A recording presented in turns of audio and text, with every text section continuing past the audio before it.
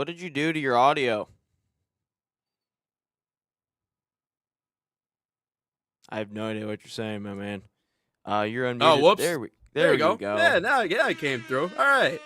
Another day here on Inside the Game, episode 232. Welcome back in. Nate Wangler Oh alongside boy. Ryan Glinsky. Oh, boy, is right. Yeah, off to a rip-roaring start. Expecting to talk to one Alexis Ayala coming up a little bit later.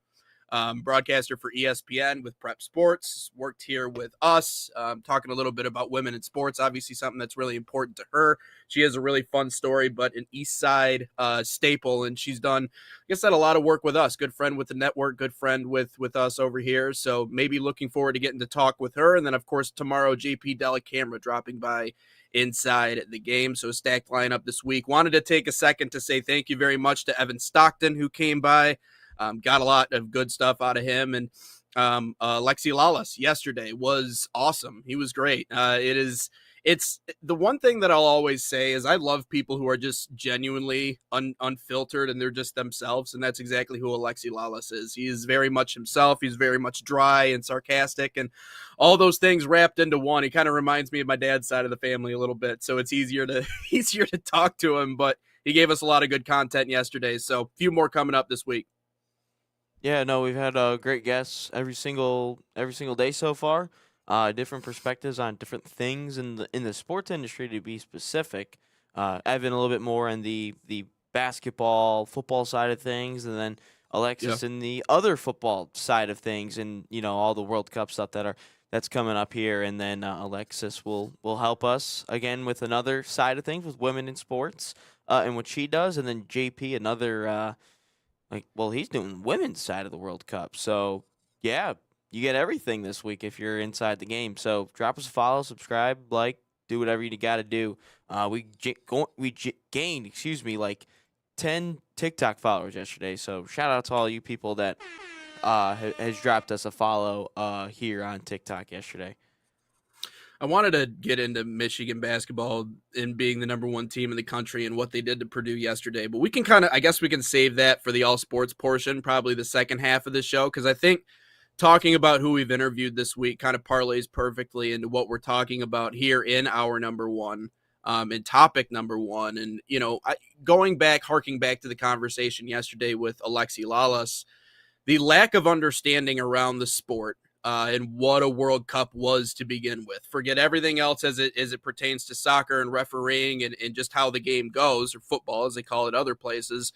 There was a certain level of ignorance in the United States in '94 as to what the World Cup would look like. Also, keep in mind the World Cup was half the size of what it is now, right? So now we have the expanded field.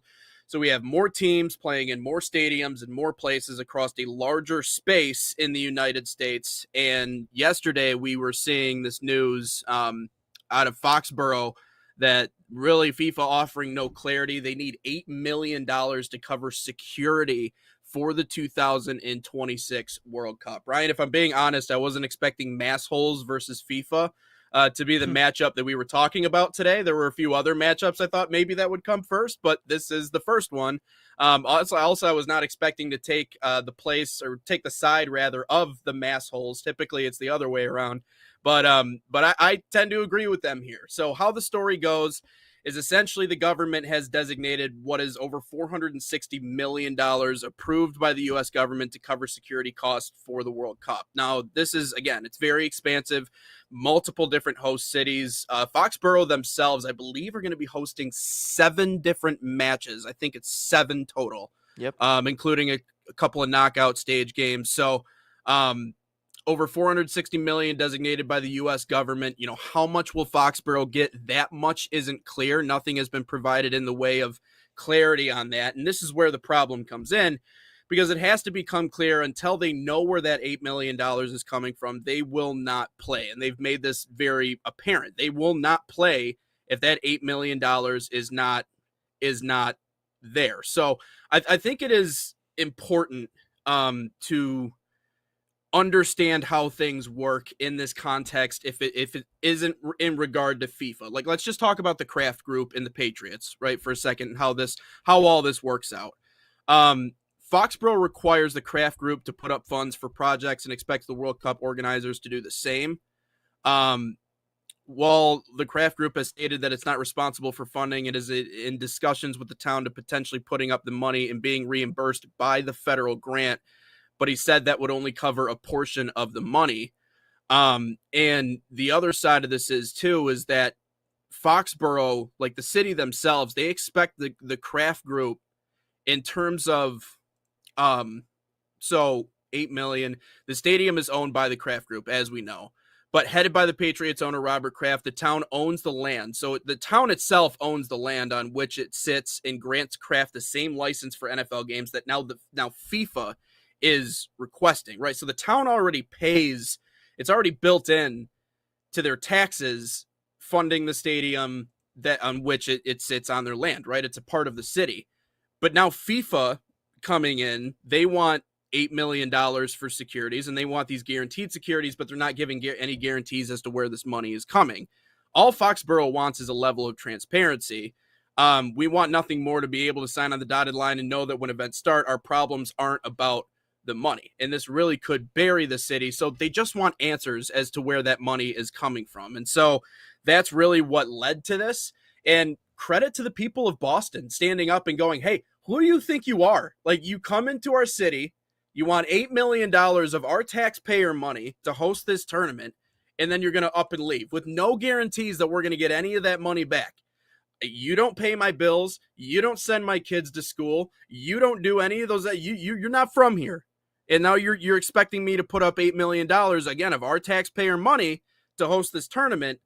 And yet there are no guarantees. There are relatively zero guarantees on the back end that we're going to get this money back. Now, with the amount of money that the U.S. government has designated to World Cup matters, they should be able to get it back from the federal grant. But according to the people in the courthouse, there's a level of uncertainty that they're going to end up seeing any of those funds. And so that's where things kind of get murky. That's where things kind of get a little messy. But I'm all for the people of Boston saying, hey, FIFA, you want $8 million for securities, put up or shut up. Where are we going to get our money from? Where are we going to get our return on investment if you want us to host this and to give you a place like Foxborough to be able to host this tournament? So, I'm on the people I'm on the side of the people in Boston, and yeah, FIFA, I guess it's time to put up or shut up.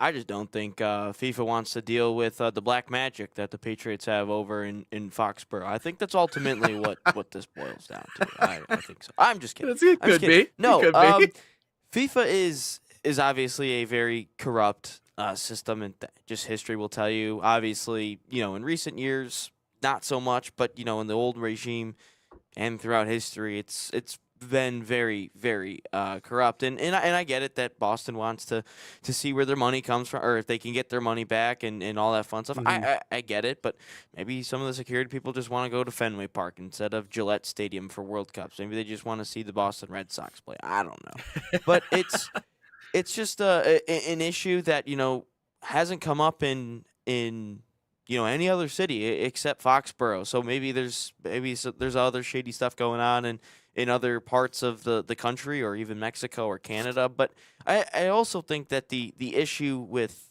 this World Cup specifically is there's so obviously having it in France, having it in Qatar, having it in South Africa, Brazil.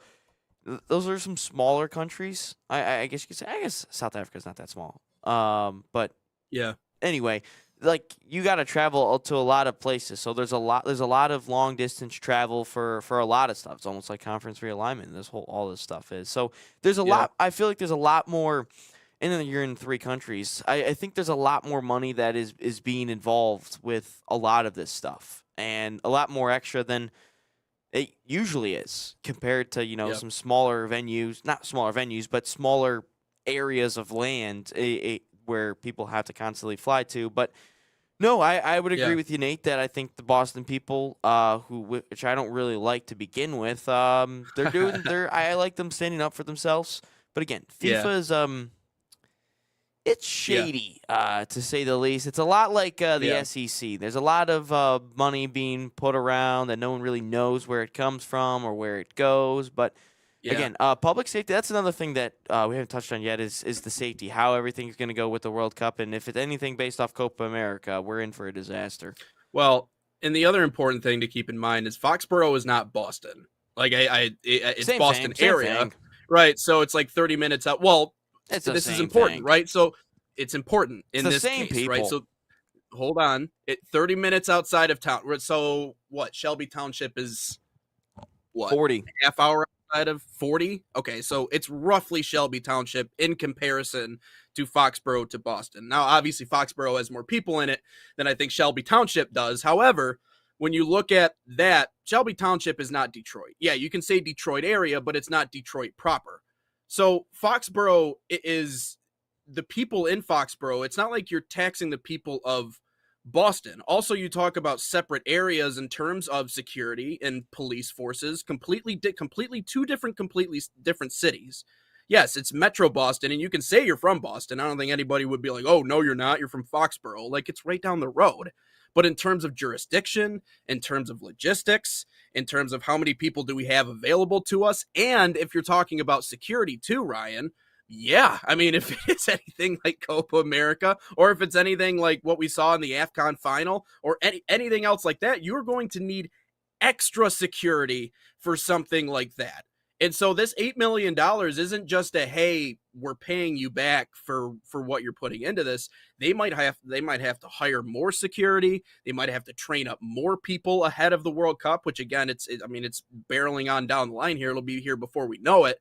So that's why it's important. Yeah, I mean, technically, if you're from Foxborough, if you say you're from Boston, I don't think anyone's going to bat an eye at that. They're going to be like, okay, yeah, technically you are, but it's different jurisdictions, it's different parts. So I also thought that too. Like FIFA, I think is kind of running into this situation with the last two host sites. They're like, well, not that they were okay with it. I don't want to go as far as to say people were okay with this, but I mean, people died. I mean, there were like major human rights violations that made that available. Yeah, in It's going to be Qatar, hard to get but away that's with. also It's when going to you be go to hard. a place that doesn't have the infrastructure. Yeah, right. But I'm talking about the slimy stuff in general. It's going to be hard to kind of squeeze that past in a lot of situations here in the US, especially if you're talking about the taxpayers and the people that, are going to be footing the bill that might not be FIFA itself. And again, if there's one population of people in the United States I would expect to make the biggest noise about it, outside of Philly, is probably Boston. So, or Metro Boston, because they're cheap SOBs. So I understand it. I understand the reasoning for it. But yeah, Foxborough is not Boston. So I think that also plays into this too. Yeah, now I just wonder if there's any other issues with other host cities like New York Yeah. or And Dallas maybe or it'll in start LA. popping up. Uh, Yeah, now that it was mentioned, maybe it'll start popping up. I don't know. but maybe at the same time, this might be the only situation. We don't truly know the in depth of the matter. But all I'll say is I don't think the American people know how many people will be coming into the country every single year, or not every single year. Obviously, that's true, but this summer, and then when we host the Yeah. Summer Olympics in, I don't know, in 2 years, I forget what it is, Hmm. 2028 in LA, which that's just a horrible idea. But anyway, like there's gonna be so many people from around the world, Europe, Asia, Africa, South America. Like, obviously, not everyone is going to come to the United States. Obviously, some people go to Mexico, some people go to Canada.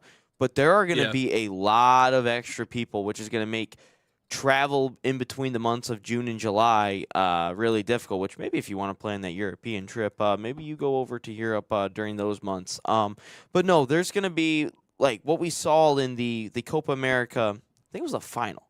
I think Brazil played Colombia in the final. Maybe it was a semifinal. Anyway, of the Colombian fans climbing through the vents to get into the stadium to finally see everything. And then in the Uruguay game Yeah. against Colombia, Darwin Nunez goes in the stands, starts punching fans because there is some abuse or something. So yeah, there's gonna be a lot of stuff. This is not. I hope the American people know like this isn't your typical.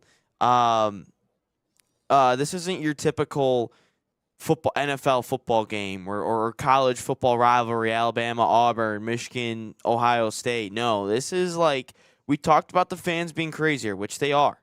They're more passionate about their sports, they're crazier for their sports. So you're going to then get that little mixture along with, this being something that only happens every 4 years, so few teams actually win a World Cup. It's crazy. I think there's like less than like 10 teams that have won a World Cup. But I hope Yeah. that they realize, the craziness that's going to go on all around the country this summer with everything. I shouldn't say craziness as a bad thing, but the amount of people that are coming in and hotels, everything. So just be prepared, Yeah. America. And that's part of the reason why the security question is so pressing. I feel like for a place like Foxborough, like we have to have these guarantees if you want us to feel comfortable with what's going on here. Because if financially it becomes a problem, this could easily go from being a massive benefit to the economy in Foxborough and the economy in Massachusetts in general to being a net loss and a negative, because we're scrambling for the money that we need and the resources we need in order to protect the environments. And also not just that, but you're right. I mean, you talked about the people who are just going about daily life. I think about the dude that's just getting up to go to work every day. It's going to be tough if you're in that area during that stretch of time, because there are going to be so many people. And so I think they realize it. I just think, again, it's going to more of a peace of mind if they have those guarantees from FIFA going into it, as opposed to just kind of winging it.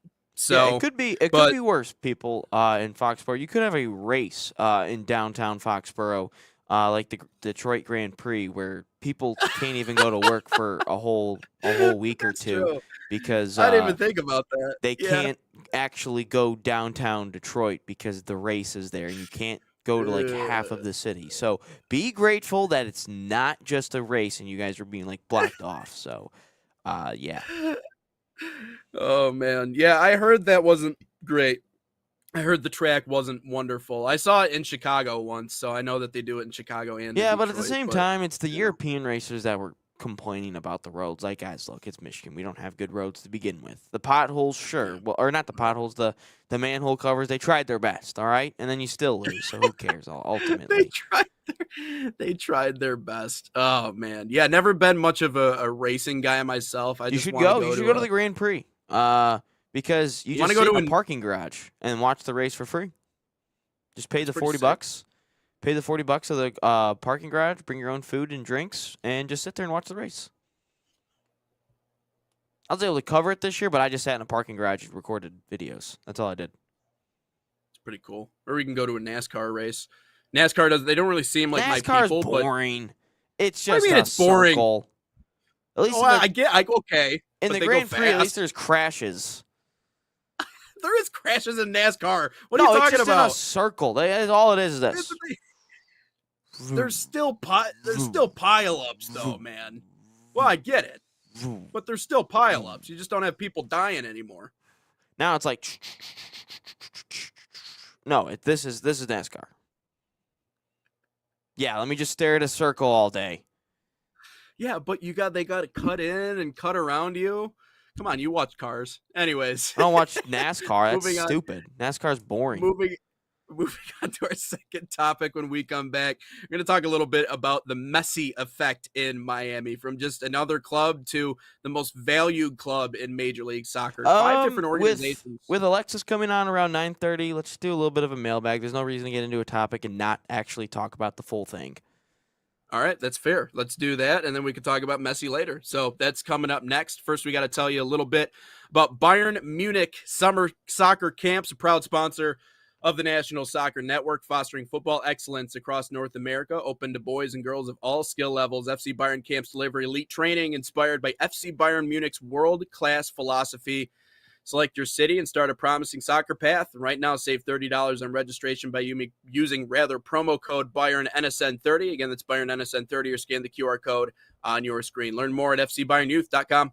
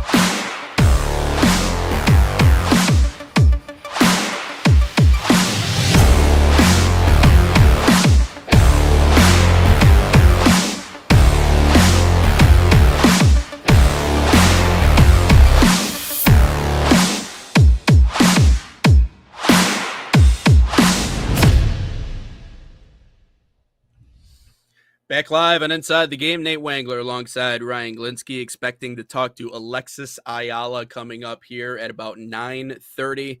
So she'll be joining us, aka Big Lexi, joining us on the show. But first, we're going to get into the mailbag a little bit. Got a few people drop it in on the comment sections. What do we got, Ryan? This one coming from YouTube. Any amount of Alexi is too much. I wish he would retire. He has nothing beneficial in this commentary. I mean, that's just hating at that point. I wouldn't go that far. I will say he is a character, and he has mastered the art of characterism. And because of that, he has made a name for himself. But again, that's just who he is as a person. He is dry. He is direct. Even yesterday, I know we were talking about, he came right out of the gate flaming us. I mean, right out of the gate. I mean, fresh onto the show, he's going after both of us. So that's just who he is. No, I got a compliment. I got a nice compliment. Said we both he liked the brick motif. The brick motif. Which is just a green screen, Alexi, but it's okay. I like it. You're apparently in the bathroom. The corroding brick wall behind you. It's a very clean look. Very clean look. Anyways, but that's just who he is. That's just who he is. That's the way he is. It's the way he conducts himself. So, I mean, his other opinions, if you don't agree with some of his other opinions on other topics, on other things outside of soccer, then yeah, I could see that. But I'm sure he has a few actually decent things to say about the sport itself. No, I thought Alexi was awesome yesterday. He really just kind of told how it was, and good in depth about the World Cup and everything that's coming up, and about the game in our country. And his experience too. Yeah. Sorry, what? And his experience too. I mean, that's the most important part. Yeah, and then no, it was great to actually talk to someone like that. No, he was great. This one about when does the U.S. gain some significance? The U.S. doesn't deserve respect. Got to take it, and we are not getting close to winning the cup. But maybe win a knockout game against a good team. Look, I ultimately think that the U.S. goes and wins.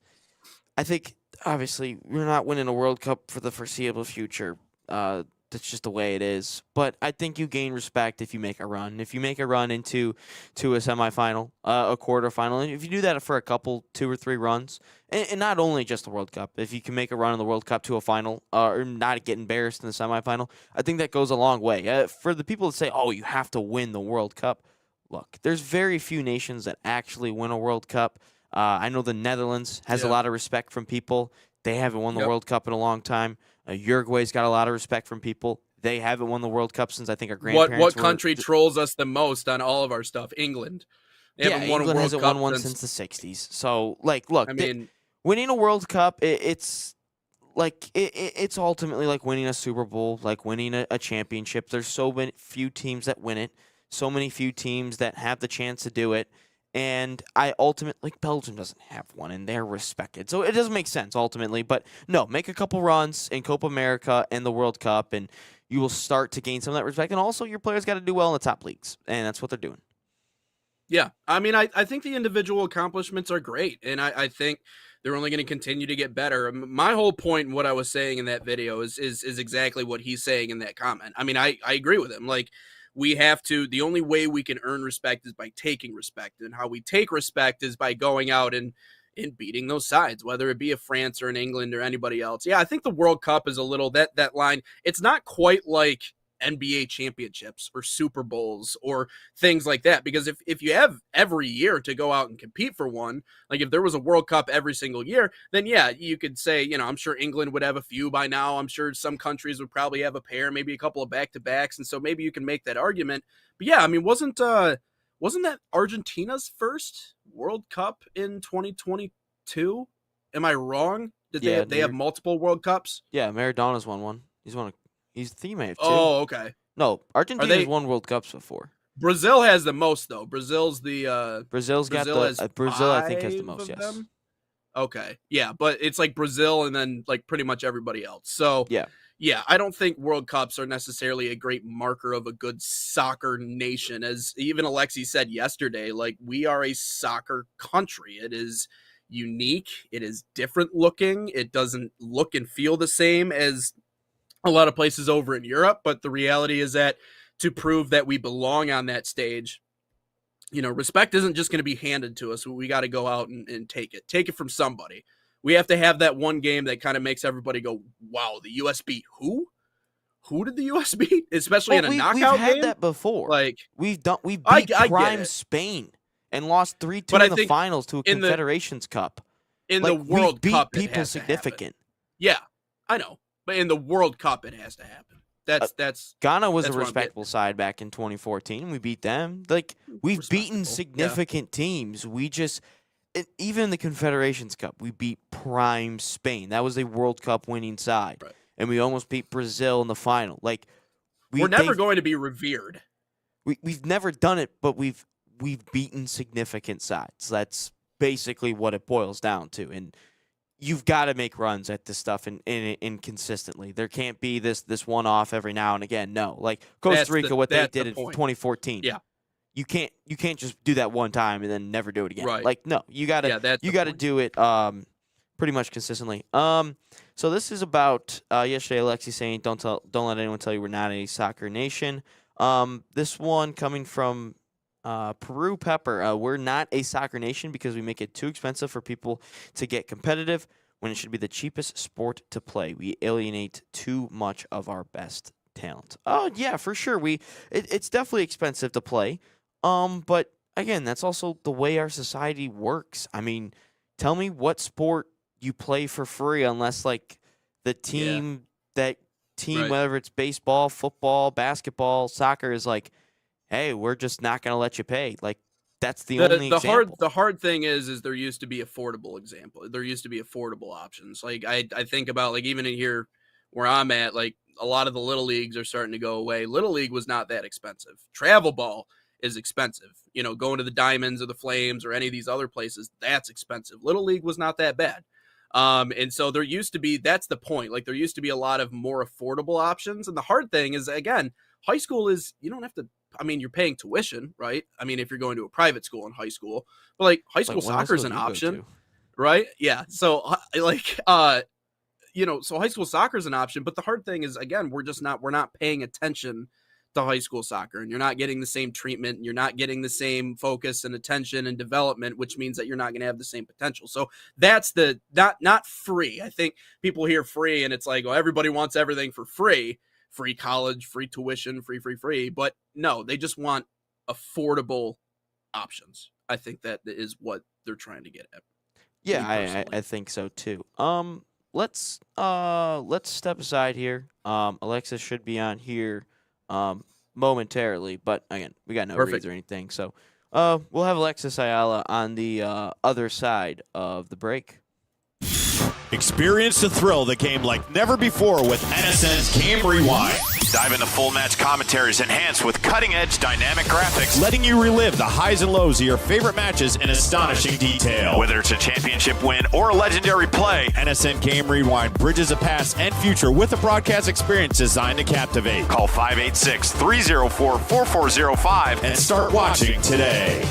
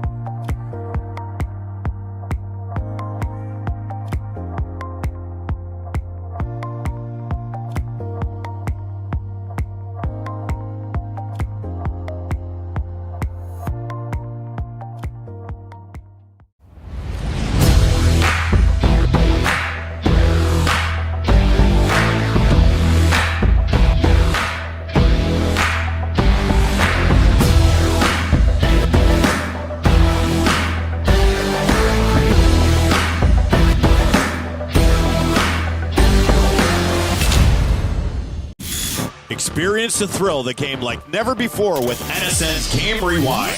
Dive into full match commentaries enhanced with cutting-edge dynamic graphics, Letting you relive the highs and lows of your favorite matches in astonishing detail. whether it's a championship win or a legendary play. NSN Game Rewind bridges the past and future with a broadcast experience designed to captivate. Call 586-304-4405 And start watching today.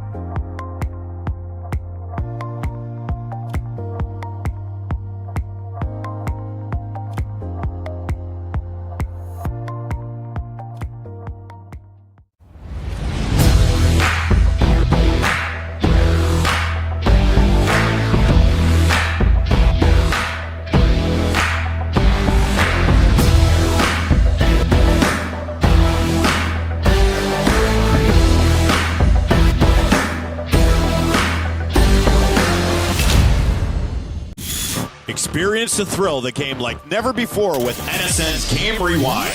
Dive into full match commentaries enhanced with cutting-edge dynamic graphics, Letting you relive the highs and lows of your favorite matches in astonishing detail. whether it's a championship win or a legendary play. NSN Game Rewind bridges the past and future with a broadcast experience designed to captivate. Call 586-304-4405 And start watching today.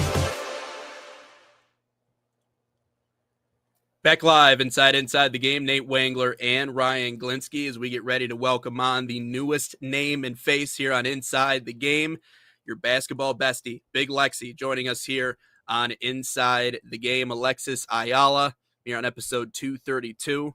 Ryan, looking forward to this conversation. What's up? Welcome in. Oh boy. Oh, I believe maybe muted. Oh boy. Okay. There you go. Oh, there we Are go. we All there? right. Yeah. Got you. Yay! Yes, Welcome real into Inside basketball the Game. bestie. There we go. Thank you. Welcome in. Appreciate you joining us here on the show today and just getting a chance to chat with you. I know you've done some work with NSN and PMG before. Before we get into everything, though, I watched some of your content, and I got to ask, I know that big is a term of endearment on the east side of the state. Big Gretch is an example of that. So I'm curious, where did Big Lexi come from? Did you come up with that yourself, or was someone calling you that? No, you're not allowed to come up with your own nicknames. That's against fair. rules, Okay. unless you're LeBron calling yourself the king. That's fair. Then you can. But no, it actually came from, if you guys remember the Vine that went viral probably back in like 2015, maybe 2016, of Go Big Lexi, Go Big Lexi, and it's just this kid Oh, like, yes. break dancing Yeah. in the middle of a circle, and everyone's like, Go Big Lexi, and then from then on, everyone at my high school was calling me Big Lexi. All right, fair. Yeah, that's All a right. Vine. That's a crazy shout. Vine hasn't existed for Yeah. for a OG. long time. But Alexis, what got you into broadcasting? I've always loved basketball and the game. I played basketball my whole life growing up, learned like the work ethic and the passion and the love of it from my dad.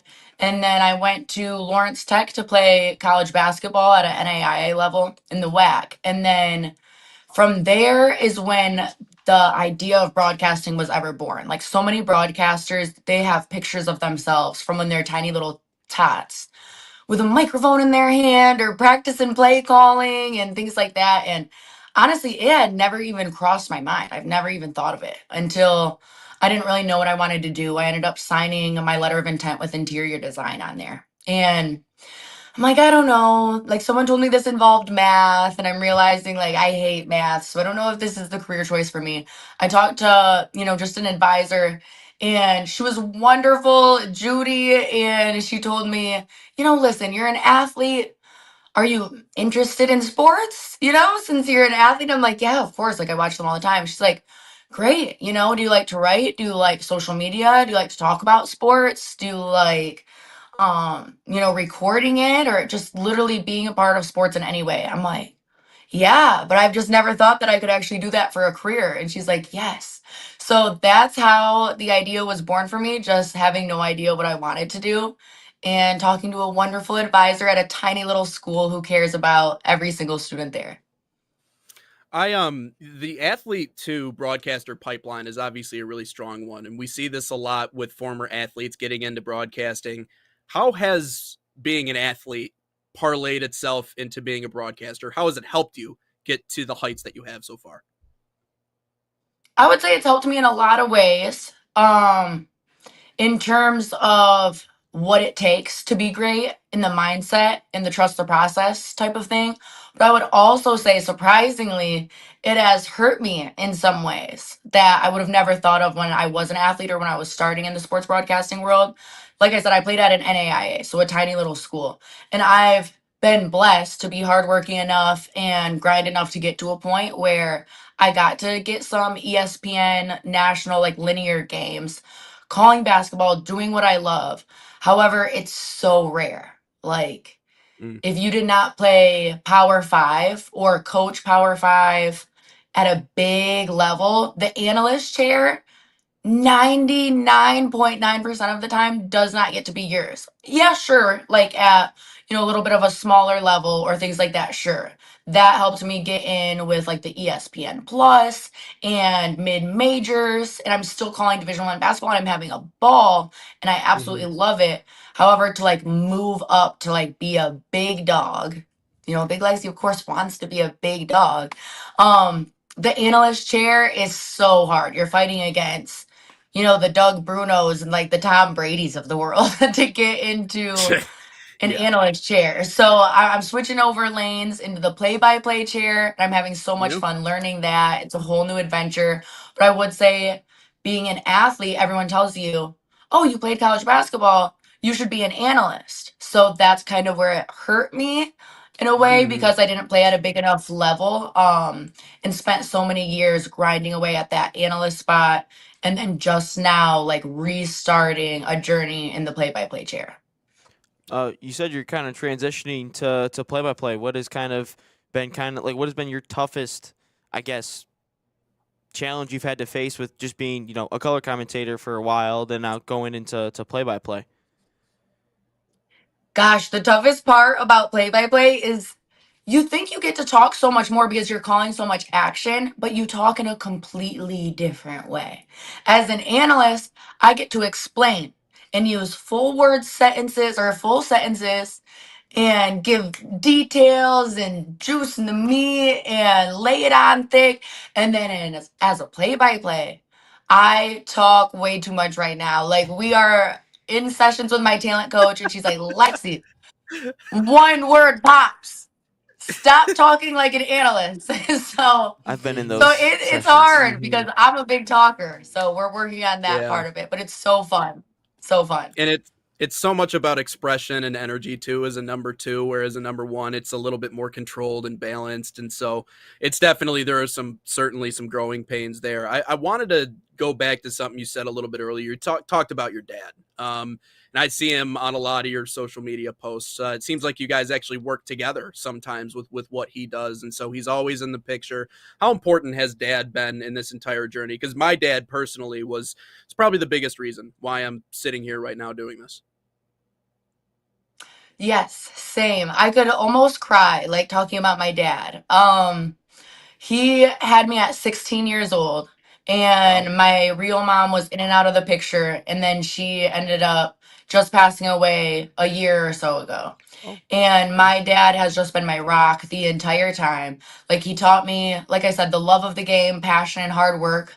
But he also taught me like how everything that you learn in the game of basketball is a life lesson. And so that love that I learned to pour into basketball, I learned to like pour into people and the work ethic and just every little lesson it poured over. Just the greatest guy I've ever met in my life, and gives me so much hope for like how kind and good people can be to one another outside of work. And he is just amazing. Like, best guy in the world. He's who I co-found my sports production company, Heat Check Network, with. Even though I'm the one that technically, has the more notoriety from being on camera already, he works behind the scenes a lot more often with like the Fox, NBC, Peacock, BTN big shows. Um, I would not want to trade anyone else in the world than to be my business partner than my dad, just because he is the hardest worker I know. He's someone who has my back more than anyone else in my life ever has. And he is just the most like stable, trustworthy guy that I could go into something like this with. Uh, I could not go into business with my dad. Like, I love my dad, but him and I would just butt heads all the time. Like, even working on simple tasks around the house, it's just butting heads. Yeah, me and my dad are twins, so honestly, we'll Okay. like say the same thing at the same Yeah. time. I was like born with this weird crooked pinky that he has, like same birthmark in the same spot. Like we're literally twins. So it's like fire and So, fire sometimes. It's like fire and fire, fire and yeah, gasoline sometimes with you too. Okay, yeah, I but can see that. thankfully, like we're normally on the same page. So even if we're both Hmm. being fiery and passionate, we're both like being fiery and passionate about the same thing rather than Right, being butting heads about it. That Yeah. that right. that's also funny you bring up the pinky thing. So my uncle played college lacrosse at Northwood, and he like busted it up or something and never got surgery, so it's like permanently like this. So in my family we do high 4.5s. We don't do like high fives. We do high 4.5s. Because he's got I'm a gonna start doing that and make my yeah. family do it. That's so funny. Because Feel my free. dad actually he wasn't born with his. He broke his dunking when he was younger, got his pinky stuck in a Oh, metal jeez. net. Ooh, But I was born with mine, Ugh. so it's so weird. Like but so yeah. weird. So your dad do high 4.5 from now on. It's Yeah, we're gonna start doing that. Amazing. I love um. that. But question: you played back to your playing days. You played at an NAIA. You've covered Division 1 basketball. Just is the divisions like from Division 1, 2, 3 to NAIA? Like, is there a massive difference in terms of basketball talent or level, or is there actually a really big difference? I would say if you look at a lot of the teams in the Big East, because I call all of Butler women's basketball home games for the Big East, and you take that against the MAC. I've been covering the MAC for many years. I think a lot of those teams, especially like 2 through the rest of the bottom, they can all compete with each other, even though Big East is considered like way bigger, than the mid Okay. majors of the MAC. But the MAC is an amazing conference, one of the best in the Yep. mid majors. But they will compete like neck and neck. Of course, though, then you have the separation of the Yukons, or for many years in the MAC, Ball State, Yep. where you weren't going to beat them. And everyone That's true. kind of knew heading into those Yeah, games on the women's yeah, side, Yeah. I we're going to go out there and yeah. we're going to leave with our Right. heads held high because we Hmm. accomplished X, Y, and Z, but it's not going to be a win. Like I remember What was? doing CMU versus Ball State women's basketball 2 years ago, and that's when CMU was in the rebuilding phase. Now they're actually pretty good, but I go to Yeah. my color commentator and I go, look, we're gonna have to come up with some extra stuff because this game's gonna be over with in like the first quarter. And then we found all this information within 5 minutes. It was wraps, and we're like, well, at least we Oh, got so this. easy. Yeah. I mean, Allie, Becky alone, I'm sure Yeah, that's who you had when you covered. yeah. Yes. I mean, I could talk about Nyla her Hampton. for hours. Yes. And then even just Coach Brady Sally Hmm. himself, like he's the man. You could talk about him for an hour all by himself. Yeah, they're a blast. What was your record against Cornerstone? It's so crazy. I don't remember. I don't think we It's weird. I don't remember my playing days. Like, I don't Oh, know if it was Oh, okay. All right. a trauma thing because like college basketball was so hard. If it was like trauma, my brain's It's like, we're hard. not remembering any of that. But my dad Yeah. remembers like every play of every game that I've ever had, Oh, the of course. score, how Of many points course. I had. Like he has crazy memory. But I doubt we lost to Cornerstone because the only team we would ever sometimes lose to was Indiana Tech. Oh, My They were squad always, at they're Lawrence always Tech really was good. super good. Yeah, we ended up Okay. going to nationals and getting to dance and everything, but Indiana Tech was always the team that probably got us more times than we got them. I um, call games at CU, so I had to ask, but I wanted to turn to this really quick. You know, something that obviously is really important to you, and you've talked about it before, is the women in sports component of what you're doing, and advancing your career and continuing to get to that next level, but also helping out other women that are getting into this line of work as well. What is your part in your mind in trying to continue that movement and get more women involved, specifically in the media side? How are you trying to move that forward? Well, especially with Heat Tech Network is where I'm finally feeling like I can make a real difference in bringing so many students who are learning, women, minorities as well, need Yeah. that extra shine and elevation. And I'm trying to get out there and put them on a bigger stage, give them a chance, just like we're doing with the athletes who are, in high school or in NAIA, community college, not getting the shine that they've worked their entire lives for this far. That I just want Yeah. to be the person that someone can look back at and say, that was so cool that Lexi gave me my first opportunity or one of my first opportunities and a jumping pad to leap off of. I really Yeah. have a desire in my heart to help people out. And I've tried as much as I can from the roles that I've been in, trying to get people sideline gigs when I'm play-by-play or analyst on the shows that I'm on, or I do a lot of in-game hosting as well. So if that ever conflicts with my broadcast side schedule, then I'll, try to throw someone on a hosting gig at Notre Dame, which is Yeah. so fun. Get your one of your first hosting Yeah. gigs at Notre Dame would Absolutely. be amazing. And I've gotten to host with NBA, NHL, NFL. So I tried that way to bring people up with me, but that's always harder because it's just like once in a while you'll hear of a spot open, or once in a while I'll have a schedule that conflicts where I can bring someone Yeah. in. But with Heat Check Network, my own company, I am so excited for the ability to bring so many people in and give them their opportunity that they have been so hungry for, then I'll actually be able to get to do that on a consistent, regular basis. Yeah, no, that's great. I went to Central Michigan and we had creatives doing it. Stats were girls as well. Creatives, talent, sideline reporter. Like, no, that's great to hear, and it's really promoted at Central Michigan too. So that's kind of where I first got all that. And I'm glad it's going everywhere Yeah. else as well. But Central is a great school. For just a quick tidbit, Central and Michigan State, if you are wanting to stay in the mitten or go to the mitten for college, those are pretty much your only options if you're looking for sports broadcasting. If you want to go to like the best of the best, Michigan State and Central for sure. thank you. Finally, Central Or Michigan gets Cornerstone some love on this University. show. So much Western Michigan on here. We're always sweeping all the awards at the MAB and everything. I'm gonna say Michigan State's number one, of course. As a Spartan, go green, go white. Michigan State's taking the top spot, but Central's number two for sure. Speaking of Spartans and women in sports, CMU basketball Coach Haney got a contract extension yesterday with Central, and I got to tell you, I'd run through a brick wall for her.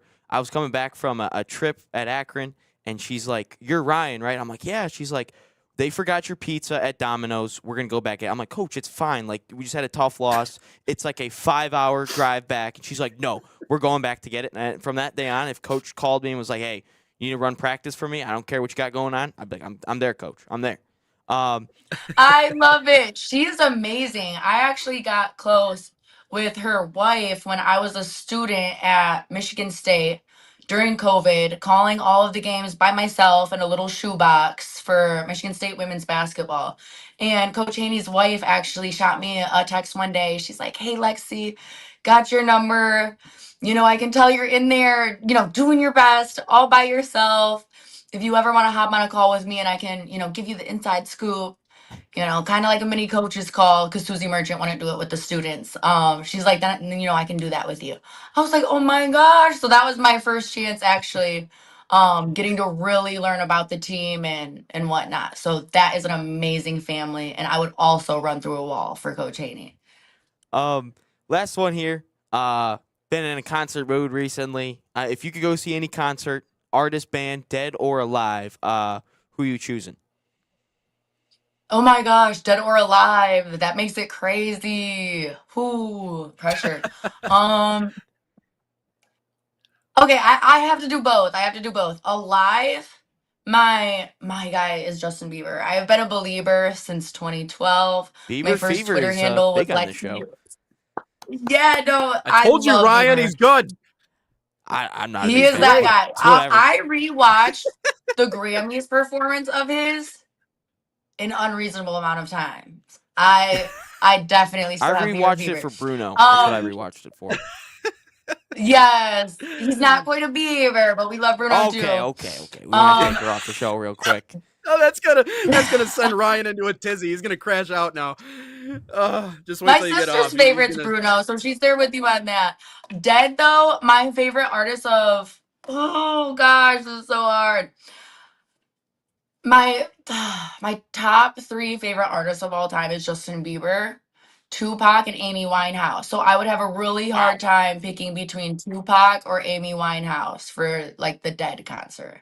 But Okay. Tupac might not be Mm. dead if the conspiracy theorists, Oh, that's true. are onto something. That is true. I mean, they're going back to court this year for Where it. is he So hiding? Now, where do you think he's hiding? Then let me ask you that. Where do you they think he's say at? Cuba. I don't know. I haven't done my research, my due diligence to to know, but yeah, so That's funny. that's who I would pick. Sorry I didn't narrow it down to one. It's too You're hard. good. No, it's good.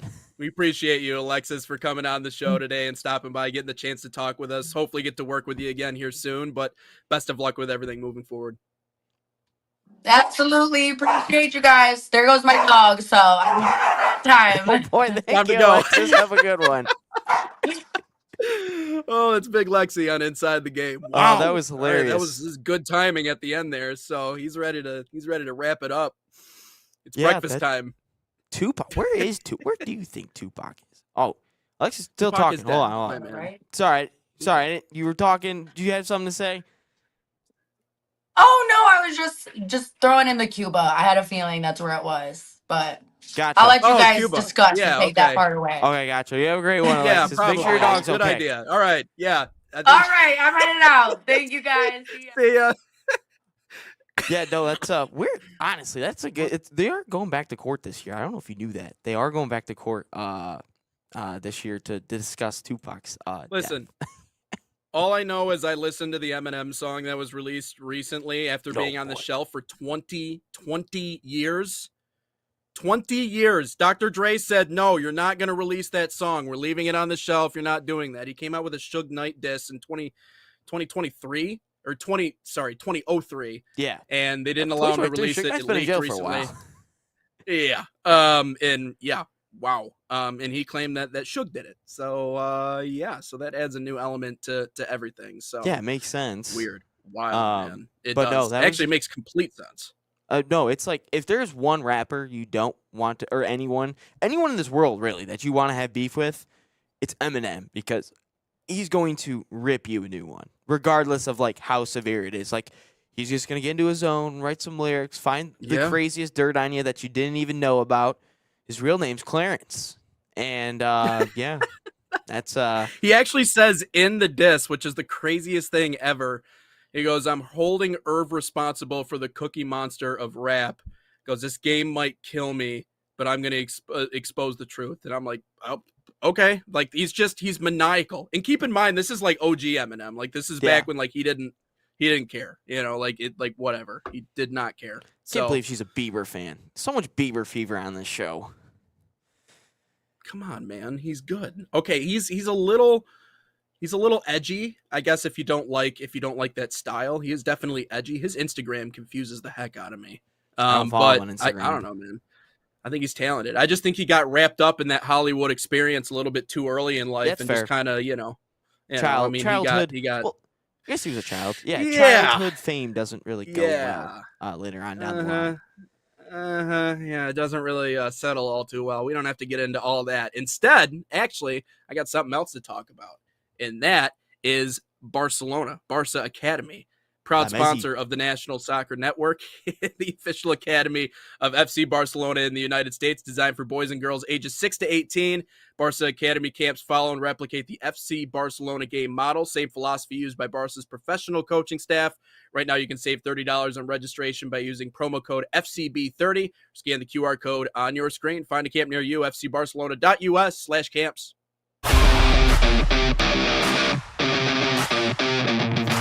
In Barca camp, I see my son grown on and off of the field.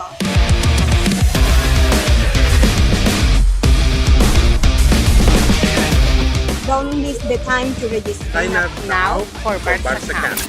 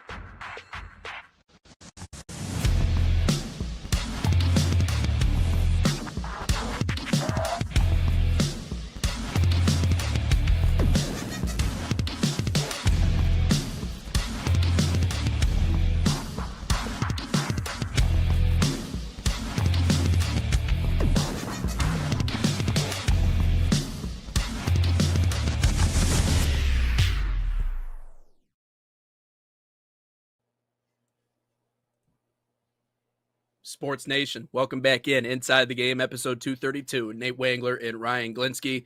A big thanks to Alexis Ayala, Big Lexi, joining the show today. Again, one more interview this week coming up. That is tomorrow. JP Dellacamera stopping by the show. Do we really call? Oh, we got Tanner. We got Tanner White coming up on Friday. He's not an interview, man. He's a part of the show now. Yeah, he's I was about to say that. Like, I was about to say that. Like, what do we call Tanner now? Because he's not really like a guest anymore. He's like, he's there. You know, I can't say he's a guest anymore. He's just like, and he's a staple of the show now. And I got some really good questions for him after the game that I just watched the other day between Bridge City and what? We got to get him one of these. A red quarter zip, a red Nike. Hold on. Where is it? A red Nike Where quarter is zip? it? Oh, there. I just got my first one today. I've been here see? for like 6 months, and I finally got my first one today. I'm saying.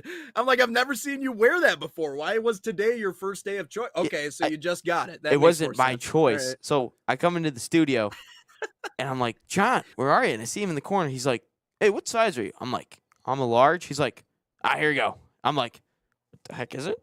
And I was like, oh. He's like, now you can be like Nate on the show, he said. And I was like, well. Then I saw you wear your red hoodie, and I was like, "Oh God, is he really wearing the MSN one too?" Because like I don't want to coordinate. Yeah, that's your Davenport. Rugby. That's interesting. Do you rugby? Yep.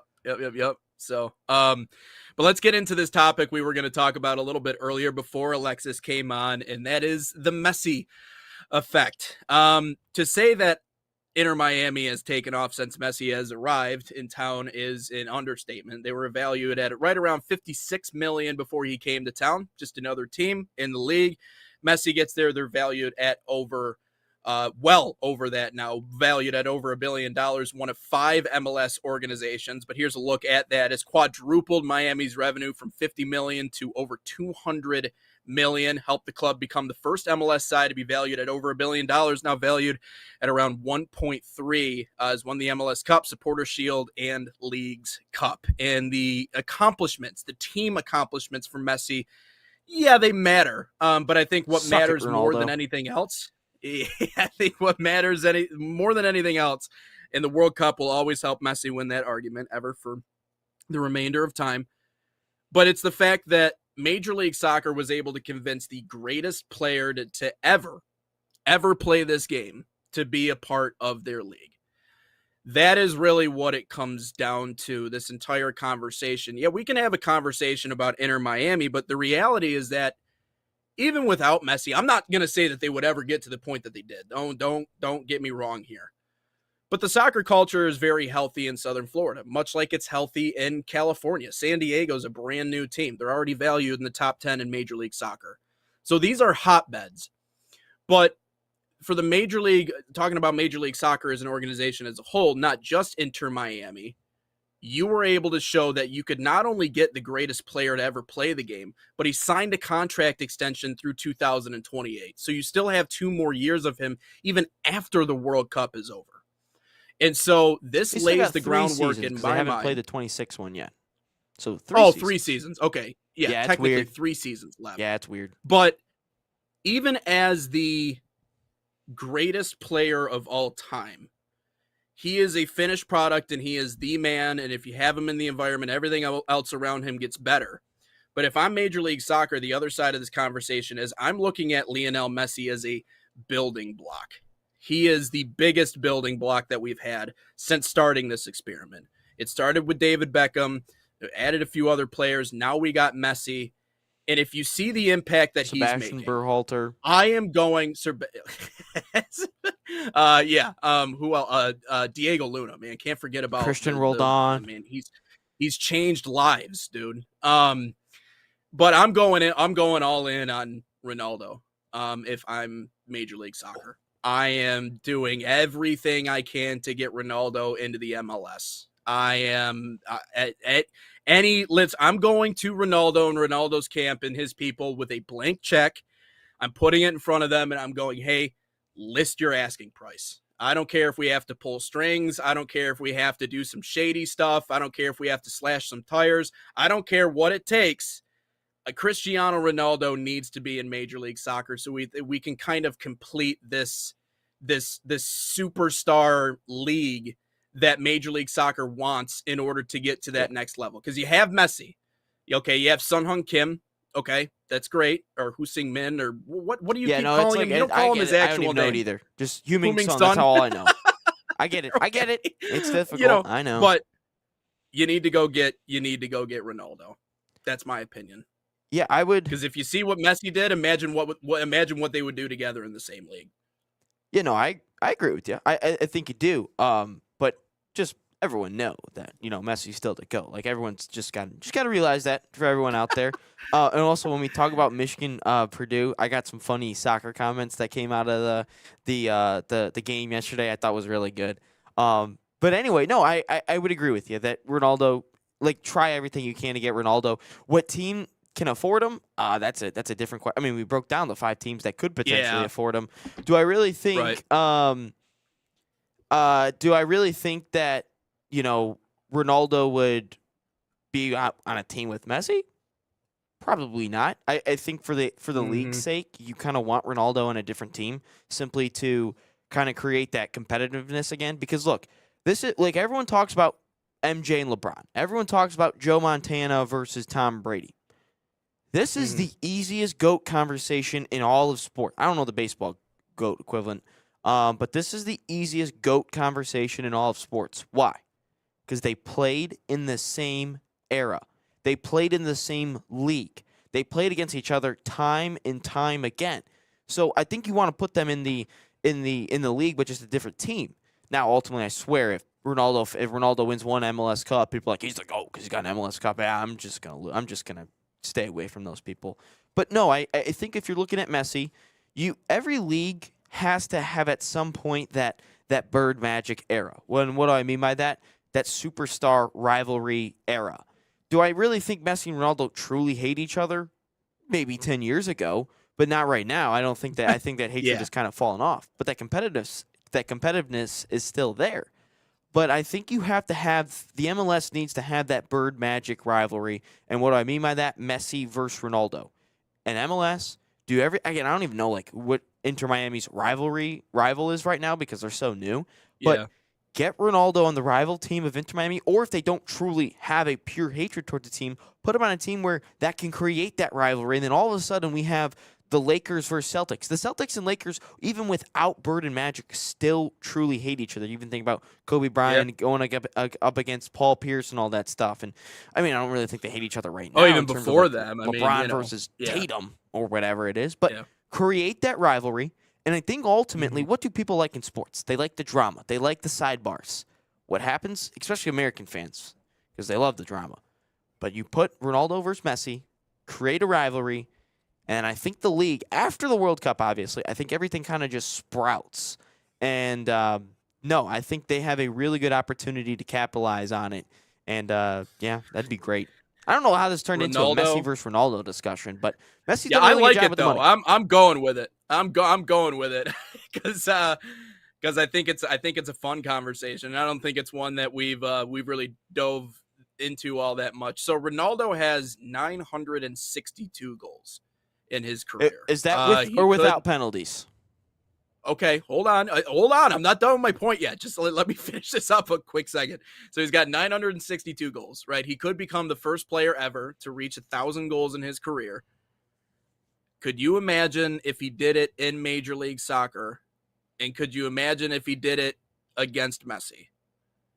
Like, well, I'm just trying to set up. No, yeah, I would imagine it's a penalty. It's Pinaldo, man, and everyone says Messi. No, Messi. If you look at the two, more out of goals, more in open play goals, it's Messi over Ronaldo. And yes, Ronaldo has a lot more PKs. That's why he's even scored in 5 World Cups, is because I think he scored a PK in 2022, and they're like, yeah, just do it so you can say you scored in the World Cup, you'll be happy. Could you imagine against Messi? Sure. The only issue is will the MLS put a paywall behind it? That's the only other issue. But no, yeah, I mean, you got to, of course. But Ronaldo's got to make the move himself. Yeah, we can play the hypothetical game all we want. It's a good picture to think about. It's a good fantasy to think about. But at the same time, that's a lot of things that got to go that way in order for that to happen. It means he's got to score 38 goals. So probably of the 38, 30 will be penalties. In the next 3 years? Sure, I could see it happening. Could it be against Messi? I don't know.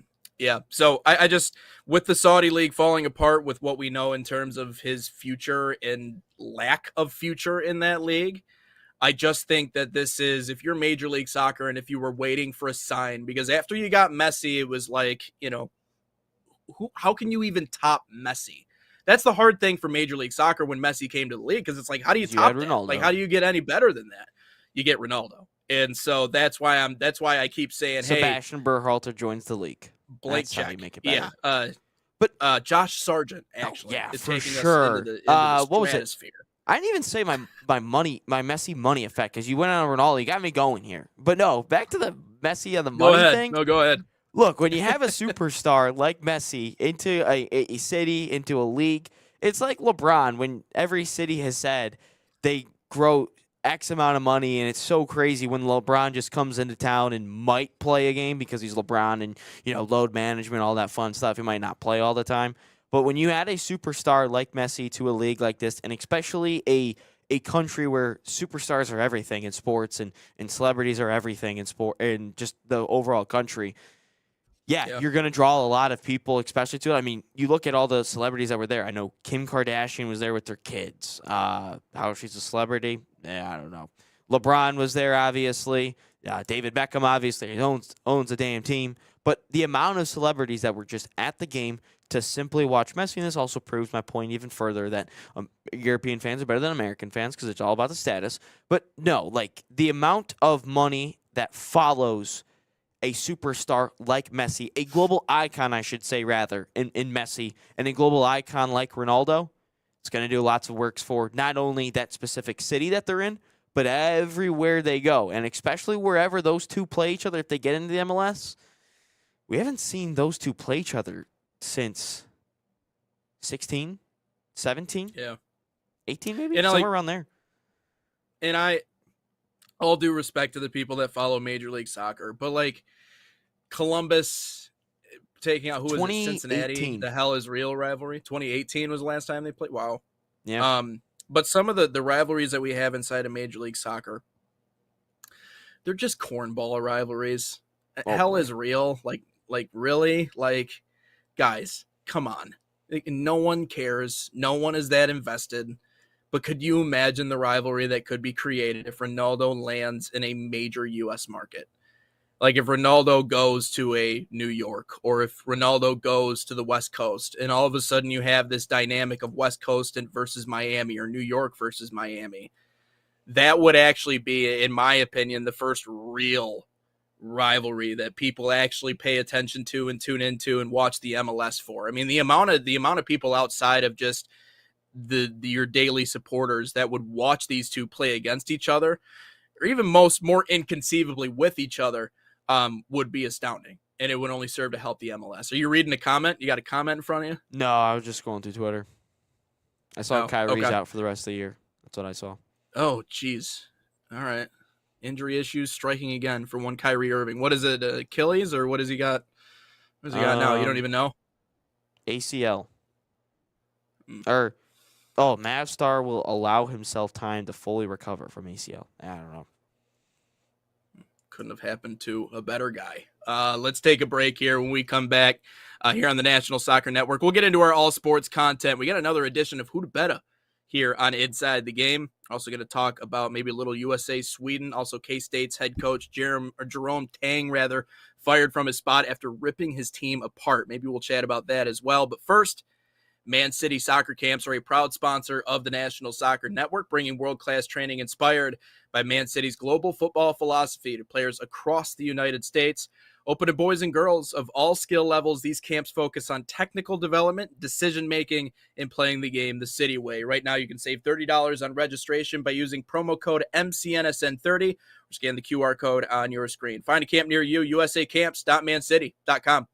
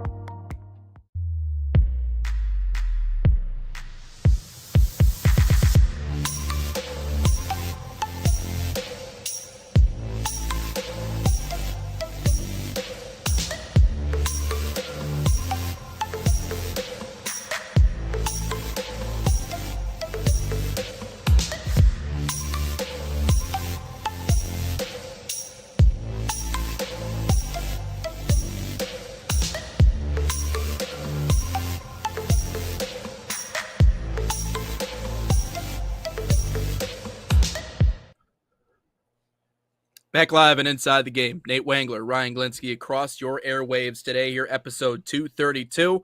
Into our all sports content today. Ryan has another edition of Who to Betta. Last time we talked about Micah Parsons and Aiden Hutchinson, but you got a new one set up for us here today.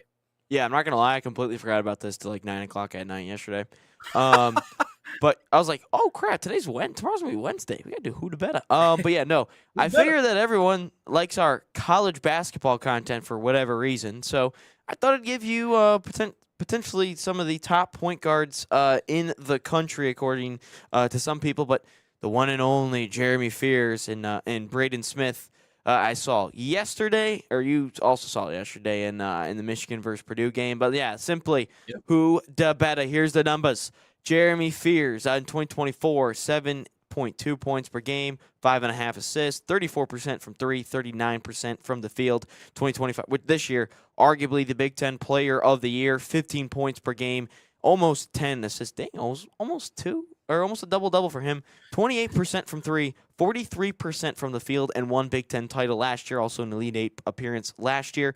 Braden Smith, on the other hand, 24, almost 16 points a game, 8 8.7 assists per game, 38% from three, 43% from the field. And then this year, still stellar, 15 points per game, almost 9 assists per game, 41% from three, 47% from the field. 2 Big Ten championships and 1 Final Four where they lost to UConn a couple of years ago. So, Nate, who da better between these two? Yeah, I'm not going to hold team accomplishments against Jeremy Fears. I mean, when you had that big guy named Zach Edey down low, I mean, that was pretty much their entire game plan. I felt like Fears has taken a leap from one season to another, to be averaging over 15 after just over 7 a season ago. Obviously not a good 3-point shooter, good distributor, athletic, rim attacker, obviously can jump out of the gym. So I think from a raw talent perspective, I think it's Jeremy Fears. I think it's Jeremy Fears. And I don't think it's a question of skill set necessarily. I just think it's a question of maturity. I don't think Jeremy Fears has truly honed his ability, because I think from his ability to get up the court, to attack the rim, also to distribute, his court vision has been great. And when he's playing at his best, that's when that Michigan State team is moving at their best. This is why these little emotional outbreaks and the tripping and the whatever the hell he's doing on the court is going to take away from everything MSU is trying to do, because Tom Izzo's looking at him and going like, listen, dude, like, you are the straw that stirs the drink. Like, we go as you go. And so with him being a distributor and his court vision, not a pure shooter, not a great shooter, obviously, that kind of is a knock against him, and the team accomplishments, obviously, with Purdue making a Final Four. But I mean, if you got the big loving giant down low and Zach Edey, I mean, just dump it into him. He'll just turn around and put it in the net. So it's like, I don't hold any of that against Jeremy Fears. Again, from a raw talent perspective, I'm going to go with Fears. I just think he's got to grow up. He's just got to grow up a little bit, and then maybe we'll see the best of him. Yeah, no, I'd agree with that. And again, teams are not in my decision as much as I hate Jeremy Fears. I think he's a very good basketball player. Looking at both of these, Jeremy Fears, I think, is a better overall point guard. I think that, full-heartedly, I think he creates a lot more than Braden Smith, personally. From a true point guard perspective, 100%. Yeah, from a true point guard, I would say Jeremy Fears is better. But I will say, if I'm going off scoring, I think it's Braden Smith. I simply just the way he can create by himself, the shots he creates by himself. And I also think, the offense is truly designed around Jeremy Fears, like it was for Cassius Winston. Lots of screens, lots of getting inside the paint. Mm-hmm. But Braden Smith, you still have Trey Kaufman-Renn. You still have Fletcher Lawyer, who looked like Denzel Valentine yesterday. Oh, my goodness, Valentine. That looked like Braden Smith. Ooh, gosh. I could go both ways, really. I'm still going to go Braden Smith. I think Braden Smith is a better overall basketball player. I think he's done it for a little bit longer as well.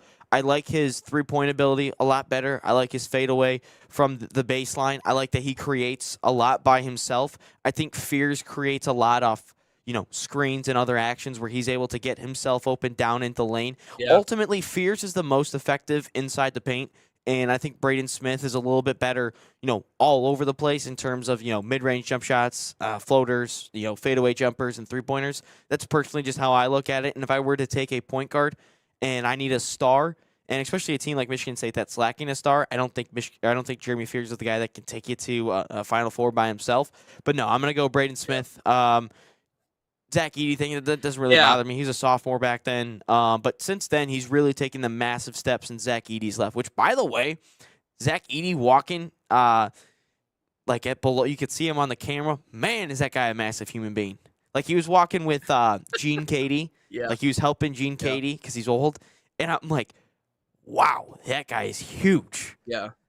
Wemby's taller than him, I think so. I mean, Wemby's just like a different animal. It's funny how serious he took the All-Star game. I don't know if you saw any of the highlights, but he's like blocking shots. He's like stealing shots. He's like doing everything. I don't know. He must have been pissed off from the Olympics or something. He but did. No, when I look he said that. Yeah. He said the rest of the world and the NBA's got to watch out after he lost the gold medal in France. Yeah. But no, Fears, the truth is I with him not really being much of a shooter, I just don't know if that the scary thing is I don't know if that translates to the NBA. I mean, it does kind of remind you of like a Cassius Winston. Cassius didn't really make an NBA career. Like he was gone in great 2 at years. Michigan State, but yeah, but He played for Bayern I mean, Munich. it's the same. Oh, really? Okay, I didn't know Played for that. Bayern Munich. Very nice. But I look at Fears and I'm like, maybe a Westbrook type, but even the truth is that he's smaller than Westbrook. He's 2 He doesn't inches even have the smaller athleticism. he's 6'2". I think he's very athletic. I just don't think Not as athletic as Westbrook. That's like No. If you put- No. You're right. Don't put that evil on me, Ricky I'm just Bobby. you I did said not it. I say- didn't say it. No, I said, You just said he's like not Westbrook. athletic. I didn't say it. I said that's maybe the prototype. I said Fears is athletic. He's a but he's not Timo as He's a athletic as Timu Russell version of what Russell Westbrook. Sure. Okay. But that's the only thing is I don't see it translating to the program. I think he's a great college point guard, but you have to be a much better shooter if you're only 6'2" to make it in the National Basketball Association. And he's just not. He's not a great shooter. If you think about it, unfortunately. obviously Purdue is the same way, but has there truly been a good point guard out of Michigan State in the NBA or like guards in general?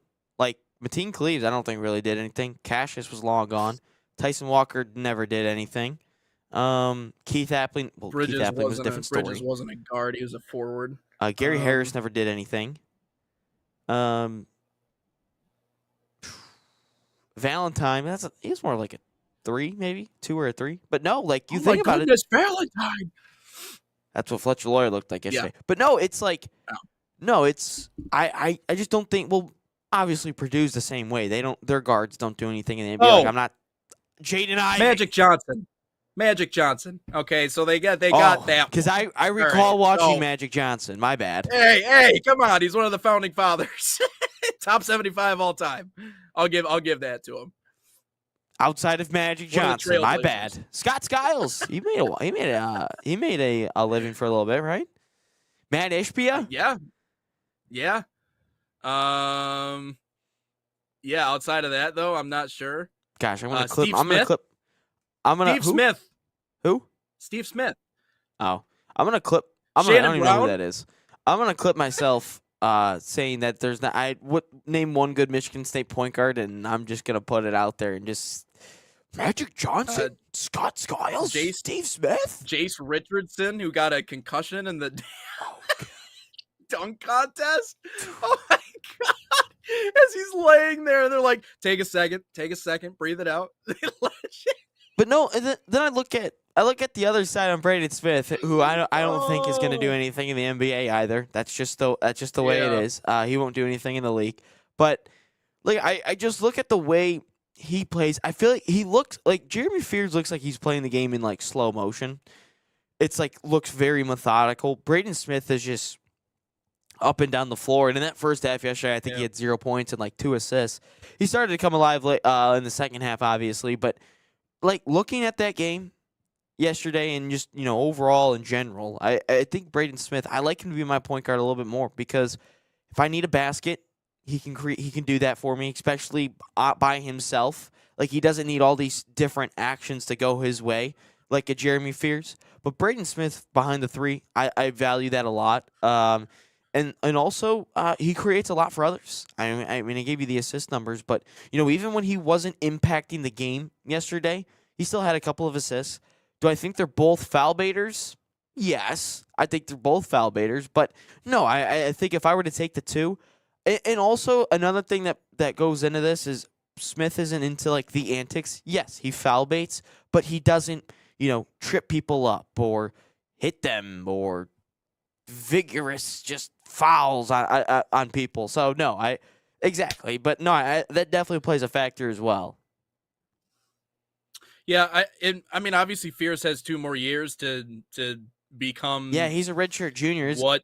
Wait, is he a redshirt Smith sophomore is. or redshirt He's a junior? sophomore. Oh yeah, I think he's a sophomore. Yeah, so I think he's got 2 more on him to get to where that level is. So Yeah, I mean, I think it's a close race. I think a lot of our Huda Bettas have been extremely close. So this is another one of those ones, and I think Fears has a few more years to get to that point. But again, the biggest thing for MSU right now is just getting the kid to just grow up and just stop doing stupid stuff, because he's already done enough damage and he's already created at least a level of uncertainty in that locker room. And obviously, that doesn't sit well with a lot of people, but they won yesterday, so they're back in the win column, and they're going to be in the tournament. They're going to be in the fight. They're going to be in the run to win a Big Ten championship, but they go as Fears goes. So This year? we'll see how they're able Are you to saying win a this Big year? Ten championship. Yeah, this year.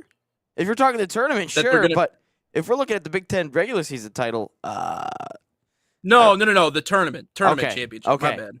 Yeah, I was like, no, yesterday not the pretty regular- much not the regular- clinched Michigan a share. Yeah. So no, not the regular season, the tournament, but yeah, definitely close. So you can expect to see that one up on social media. Where do you want to go from here, Ryan? You want to talk USA Sweden, or you want to talk about Jerome Tang from K-State getting canned after his comments on his team? Because I know you made a video on that, and I certainly had a few perspectives on that one. Yeah, we can go after the break to Jerome Tang for sure. You want to do that? All right, Yeah. let's do that. We'll do that on the other end here on Inside the Game.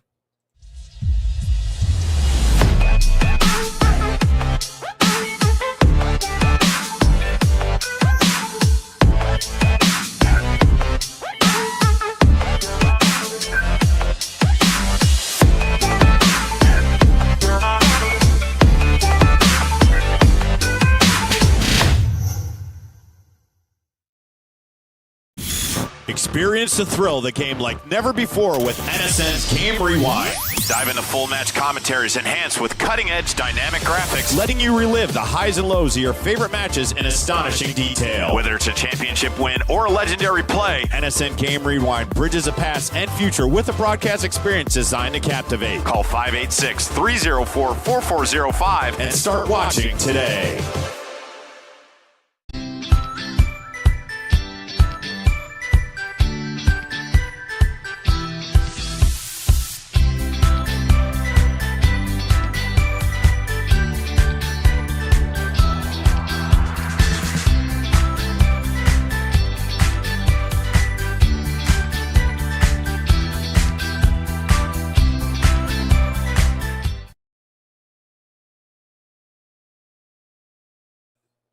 And we're back inside the game, 2:32 here on the National Soccer Network, getting into this conversation about Kansas State and their head coach, Jerome Tang, who was just fired yesterday not yesterday, Monday. but Monday, after some explosive words about his team in Kansas State, who is struggling this year. What is Kansas State's record at Bad. the moment? I mean, men's basketball. They won yesterday, record. though. Let's see what we got here. So, okay. So that's good news. They're second to last in the Big 12 standings. Utah is 1-11. K-State's 2-11. 11-15, I believe, overall. It says, 11-15 overall. So, not good, and obviously not up to K-State standards. After we saw them against Michigan State in the tournament, I don't Jerome think Tang was the K-State head really coach has then, a too. standard. I think after the K-State Elite Eight basketball's- run, sure, but I don't think K-State really has a standard. I think they've been very good at athletics. I don't know what you mean. Football, they've done great. Basketball, they've had a history. They're not bottom two. That's not typical of a program like Kansas State. It's also not typical of a program like Kansas State to get blown out by 40, 50 points. I've yet to see Kansas State in the college football playoff. I've seen them in a couple BCS bowls. Haven't seen them in a national championship. Sure, It's Kansas Snyder was State. fine, it's I not- guess. But if I'm going over my again, whole history here, Kansas State has done nothing. It's basically like I'm Purdue. not- I They've never- done nothing. I never said powerhouse. I said standards, and standards have haven't to be seen- better than bottom two in the conference. I've seen Kansas No, State in the I get tournament it. maybe once, I get maybe it. But twice. maybe the more important part of the conversation here is the comments that were made after the game. So they got blown out a few days ago.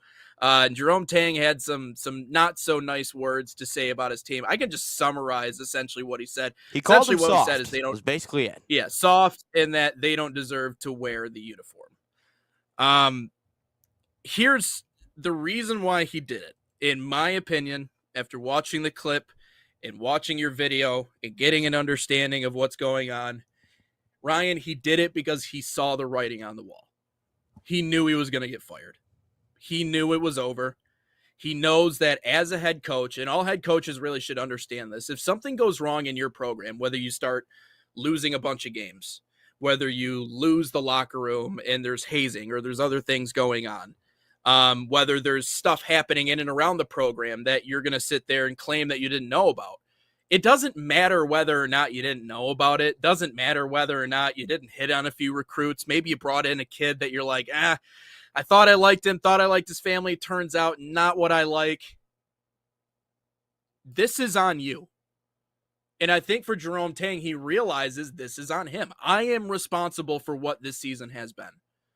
Me, my coaches, my recruiters, the staff, everybody that has put this team together, I am partially responsible, if not solely responsible, for what's happened. So he knows, he sees the writing on the wall. He knows what's happening. So he then knows why what's say coming it on if down you the have line. an $18 million buyout?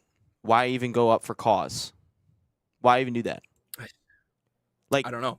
You have an $18.7 million buyout, and this is the reason for the firing is caused because of this. Then why even do it? Why even, if you know the writings on the wall, if you know I guess it, there's going to be a legal battle there. but you have an $18 million buyout. Why, if I know the writings on the wall and I know that there's an $18 million buyout there, I don't even say anything the rest of the way. I just say, yeah, played bad, this, and that. We'll move on to the next one. And why even go with it then? The reason I made the video was because if the reason him getting fired is because he, said this about the players that they're soft, yeah, they're probably soft. They don't deserve to play it. That shouldn't be a reasoning for firing the coach. If there's something behind the scenes no one really knows about, fine. If it's strictly about the results, which the results haven't been fine, then yeah, that's fine. But if the reasoning for the firing is because of one press conference where you said your kids are soft, then Mick Cronin should have been fired a long time ago. Tom Izzo should have been fired a long time ago. I'm sure Coach K and Roy Williams has said something a time or two ago. I'm sure Jay Wright has said something before. But if that's the reason for firing them, that's the stupidest reason. If it's to maybe potentially get out of an $18 million buyout, maybe that's the reason. But if I'm Jerome Tang, to your point of I'm saying it because the writing's on the wall, then why even say something if that's the point? Because you have $18 million sitting there for you, knowing that in just under a month, you'll be getting fired. And for $18 million, that's just sitting there for you. So then why even bother? Why even bother saying that? No. Yeah. Well, and maybe he didn't think that it was going to be reason to be fired for cause and not get that $18 million. I mean, to your point, it is just words. And so to me, there's going to be some sort of legal battle that goes on here. This isn't the end of this saga with K-State, but you're right. Maybe in his mind, he just didn't think that was going to be the result of that. He knew he was going to get fired at the end of the year. That's what I'm trying to say. Not that he would lose out on $18 million, which clearly is going to come back to bite him. No, I get he's going to get fired. But at the same time, maybe he doesn't get fired because of how much money he's making. And maybe they didn't want to pay the buyout to begin with. Maybe he doesn't get fired because of that reason. But at the same time, to fire a coach for saying my players are soft, they don't deserve to wear the jersey, then every basketball coach in the history of basketball should have gotten fired. Like, you're telling me in a practice that or in a press conference, someone has said, wow, my players, you guys are playing soft, like, and said it publicly. Then every coach should be fired for that. Like, I remember Gio Ariema going on a rant about the new generation, the AAU generation of players coming in, and how they don't want to work hard and they don't want to do the extra things and they don't want to. And he's referring to players in general, but he's not referring to his team and saying they don't deserve to wear the uniform. He's making then a general statement about athletes these days. Cronin literally said a month ago that he recruited the wrong guys. Then why wasn't Cronin fired then? I'm not saying you're wrong, Ryan. I'm saying you're 100% correct. I just think I think for K-State, they already kind of knew. I'm guessing the front office already kind of knew, and the AD, that they had completely lost the locker room. Like, well before this happened, they probably knew that. So something tells me that this was just simply the cherry on top. I mean, to your point, talking about, well, maybe there's other things going on. Yeah, certainly. I think there has been a buildup to this point. This is just simply the tip of the iceberg. The only thing is we don't hear about it until it finally gets to this point. Because, I mean, outside of, people who are that dedicated to covering or watching K-State athletics, no one's really all that bought in or invested. So there's going to be more that comes out. There's going to be a legal battle over this. But maybe it just felt like, hey, yeah, there is. Because Tang is keeping 2 assistants with him for cost. I forget who they are, but like there's 2 assistants that he's keeping on his side for cause and everything. Because he's like, I got fired for this, and if he loses his money, he's going to be pissed. So again, more college coaches just payment drama. But another point that I was making was in that video was I feel like the college athlete is so protected. Like it's protected by everybody. Like Coleman Hawkins, who is a K-State player, when he said this, was like, I don't understand why people get mad at me because I'm making this amount of money. Who was the guy in Indiana last year? Balo came over from Arizona. He goes, I don't understand why people are so mad at me because I make this amount of money. Well, look, man, that is people's hard-earned money that they are paying you, and you're sucking. What do you expect? And I don't understand these college athletes that are – because you don't hear pros cry about it, but you hear college athletes – again, it could be the generation. It could be the softening. I don't know. But you're looking at it, and it's like you are being paid millions of dollars. That is probably in the top, 5% of the country? 10% of the country? Maybe 20? I don't know. The number of how many Americans make $1 million, but you are making this amount of money to play a sport, and you are 18, 19. Like Bryce Underwood never came out and said like he's upset that I'm making $4 million a year and people are bashing me for it. Yeah. When you sign that contract as a college athlete, you understand the consequences that happen with it because you're making $2 million a year, which is more than probably everyone in the arena that is there trying to watch you play a game of basketball or on TV. You are going to get criticized if you don't perform well. That's just like every single sport. Remember Trey Flowers back in the day? He was making like $20 million a year for the Lions. Absolutely garbage player. Got criticized for it. Did he complain about it? No, because he's tough and he knows everything and all the consequences about it. So he's slamming his players because if Coleman Hawkins was getting paid $2 million, some players on that team were making $1 million, maybe over $1.5 million, $800K, $500K, whatever. Yeah. You know those consequences. You can't again, if Trinidad Chambliss comes out next year and starts complaining after he starts sucking, oh boy, no sympathy for me as a 6th year and you're making $6 million a year. No sympathy. Yeah. But you know how much, everyone knows how much money you're making. They have a right to criticize you because you're making so much money. It's donor money, and you're not even a pro athlete. You are a college athlete, which a college athlete is supposed to be a student athlete. For being honest, it's not really that anymore. But everyone thinks you're a student athlete. You cannot come out and say, I'm upset that people are criticizing me for this. Look, man, it's publicly stated how much money. You made the choice to come to a school to collect that amount of money to perform, and everyone expects to deliver wins, a winning record, and championships. You're not doing that? Guess what? You're going to get called out for it, and you can't be upset about it. There's no way. Yeah. And if you're going to make that money, you have to be open and willing to accept the same kind of media scrutiny that we see in the National Basketball Association or in the National Football League or in anything else. That is what comes with it. And, I always hark back to the Oklahoma State head coach, Gundy, who yelled about how, he's a kid. He yelled at newspaper reporters about, writing a bad story about a kid. He's a kid. I'm 40, that epic rant. And back then, that made sense because, he is just a kid and he is playing a sport and he's not getting paid and he's going to school and he's an amateur. But now you look at it, if that same kid's making $5, $6, $7 million a year, I don't care if he's 18 or 19 or 20 years old. You're making the money. They're making more than league minimums in the NFL or NBA. Yes. Well more. And that's why players are fighting for extra years. So if you get that money, you have to be open to criticism. The only thing is that the place of a coach to have that criticism. It's our place. Like, if you and I were to come on here and be like, that whole K-State team, bunch of bums, like, they can't shoot, they can't rebound, they don't do anything. That's one thing. Is that the coach's place, though, to do that? I'm not saying I agree with the whole K-State being like, you're out of here, you're not getting your money, and all the other mess that's happened because of it. That's just not the coach's place, though. You know, and if you're going to do it, try to make a general statement. Yeah, in a way, I guess. I bet you but don't you practice, think a little too far what he said? No. A little too far. They don't deserve to wear the uniform. No, because I bet you any money that in the practices, he's been harping this day in, day out, after games, day in, day out. Yeah. And he probably said that, you know, is Jerome Tang an alma mater of Kansas State? Because he went really in depth about, you know, wearing the color. I don't know his alma mater, but he went in depth about that. And I'm sure every single practice, I think a coach is allowed to call out his team one time every single year. I feel like that's the wake-up call to the team.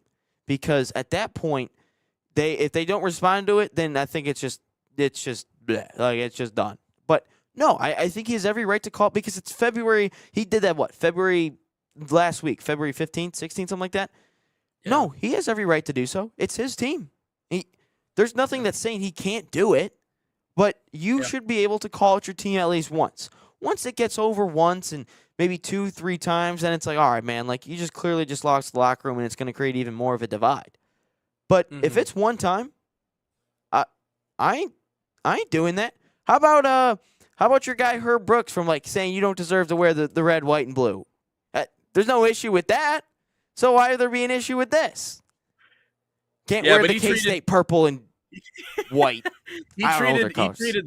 Herb treated the media like a Marshawn Lynch type, you know, once upon a time. He's like, I'm just here so I don't get fined. But yeah, he said it straight to the players' faces, which, I mean, that's, if anything, I think that's probably the better way of doing it. But I'm sure Jerome Tang's been doing that all along. We already have people coming out saying that they disagree with it. Marquise Noel, point guard at K-State. Oh, God. All right, wing.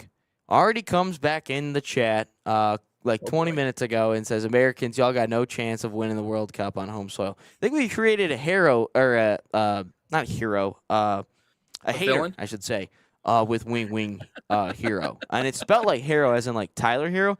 Maybe Tyler Hero's like burner account or something. I don't know. Oh, okay. But no, we've created a couple of haters. So shout out to Wing Hero. Wing, appreciate you, man. Wang, my name's Wang. It's nice to meet you. So Wang and Wang on the same show. Very nice. Got a Wang, and a Ryan. Anyways, where were we? Talking about just about Jerome Tang and calling out players. Yeah, I think it's ridiculous, K-State's reaction to it. I also just don't think I think it's okay to be critical as a coach, but it's always, you know, being critical but being fair. And you know, just saying that they don't deserve to wear the uniform, it's just straight up critical. And so not saying they don't deserve it. Like, trust me, believe you me, they deserve all of that with being where they are right now. But it just seemed like it was something that was bound to happen, and just an unfortunate situation for a program that really, since that tournament run, has they have fallen off a cliff. But we're going to get into our final topic of the day. On the other side, going to talk a little bit about the NBA betting scandal with Adam Silver and betting companies. I thought you wanted USA Sweden. No, it's fine. So the USA is playing Sweden, by the way. No, let's talk a little bit about it. Let's talk a little bit about it afterwards. Okay, all right, let's talk a little about it. Then NBA, we can do that tomorrow if we want. But we can talk USA Sweden. Well, NBA, all right. So here we go. Here's my thing on USA Sweden. Oh, I thought you were gonna do a whole topic on it. Okay. Oh, you want me to? Oh, okay. You know, let's take a break. We'll be back. We're all over the place.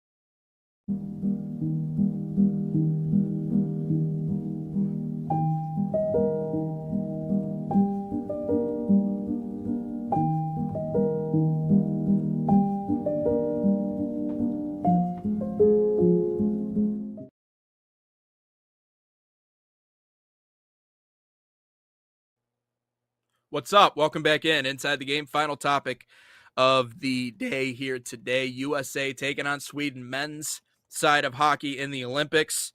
Into the elimination rounds now, undefeated to that point for the U.S. after beating Germany, but now they got to take on the Swedes in order to advance. And Ryan, this matchup, as much as the Canada matchup, is the one that we want to talk about. And obviously we hark back to 2010 and the Olympic gold. And we talk about the four nations and everything that went down in that tournament. Sweden is a team that we don't talk nearly as much about and what they can do and the threat that they pose to our dreams of bringing home the gold. And we've already talked about for the U.S., this Winter Olympics has been a disappointment in more ways than one. Yes, we're third in the medal count. We never dominate the Winter Olympics for whatever it's worth. It's not our thing. Typically, the Summer Olympics is where we strive. But between what Lindsey Vonn, what happened to her, the figure skating, just utter collapse. Of course, the team got gold, but, the number one player, I forget what his actual name is, but Quad God is what they call him on social media, falling a couple of times and finishing in 8th place. Not a good look for the United States. So the next biggest storyline is women's hockey, which is one win away against Canada from winning a gold medal. That one scares the hell out of me because it was a 5-0 waxing the last time we played Canada. And so did they figure something out? Did they go into overtime and Canada wins by some fluke? I can completely see that happening. But the other one is obviously the men's team, who has looked great and they've played great and they've delivered a level of physicality that has been fun to watch. But the teams that you've beaten leading up to this point, Denmark, Latvia, Germany, even though Germany continues to get better and they have a good, front line of players, Germany still isn't. Germany, yeah. And Draisaitl, always a bride, never a bride's, or always a bridesmaid, never a bride. That's a great line. Great chirp. Great line. But Germany's still Germany. They're still kind of middle of the pack. So now is when the rubber meets the pavement, and playing against Sweden scares the daylights out of me because the last two NHL player involved Olympics, we've been knocked out by Sweden. 2006, in the 90s, we were knocked out by Third Sweden. time's a charm. You talk about the four nations. When we played them, we lost to them in the four nations. Now, obviously, we had clinched our spot in the championship game, so at that point, it didn't really matter. And that's why the first win over Canada was so important, because that allowed us the opportunity to go to the championship and play against them again in a rematch to win it here at home. Obviously, didn't get it done. But Sweden is easily, if not number 2 in the world, they're right behind us, kind of a 2A, 2B type situation. And so I think the United States has been able to build up a lot of momentum, and that's great. But all I know is that tonight is going to be a dogfight, and we need the best of everybody. We need the best of Quinn Hughes. We need the best of Eichel. We need the best of the Tkachuk brothers. Brady, as much as I love the fire in which he plays with, he can't be a distraction, right? He can't do dumb stuff because, again, this is not four nations. This is not NHL rules. This is international play. And I love the bullishness in which he plays, but also our goaltending has to be better. I mean, there were some goals that was let up during the group stage, especially against Denmark. I mean, when someone's saucing, a shot at you from beyond the blue line, and I forget who it was that was playing against Denmark. Who was the goalie against Denmark? It's Boston. It was not Hellebuck. I'll tell you that. Boston Bruins. Who was it? I'm blanking on his name. Swayman, Jeremy Swayman. You got to be better. You cannot give up fluke goals in the Olympics. I mean, I'm thinking about Brendan Miller in the mid 2010s when he had a 1.35 goals against average. I mean, Swayman's letting up goals from north of the blue line. If you're giving up that kind of goal or fluke goals against Denmark, and we're in a fight with Denmark in the third period, yeah, obviously we're good enough on talent alone to beat those guys. But they played well against Germany. Good bounce back. We have to be better in goal. So they did bounce back against Germany. So those are the kind of the things that I'm looking at. But yeah, Sweden has had our number. And so we can't think too far ahead. This one's gonna be a tough one for the U.S. Yeah, I'll say I don't watch a ton of Winter Olympics to begin with, so I honestly the only thing I've watched is USA men's hockey. But I will say this is they bounced back really well against Germany. I thought they played really well against a team that was better than Denmark. And seeing Mo Sider out there too against Dylan Larkin, I thought that was rather cool. And I think you bring up a good point with the Kachucks. I just hope that they focus on the play. I hope they focus on the hockey game on the ice, not just the fighting and all the extracurriculars. I hope that doesn't happen because ultimately Goonery doesn't work. Goonery doesn't work in the Olympics.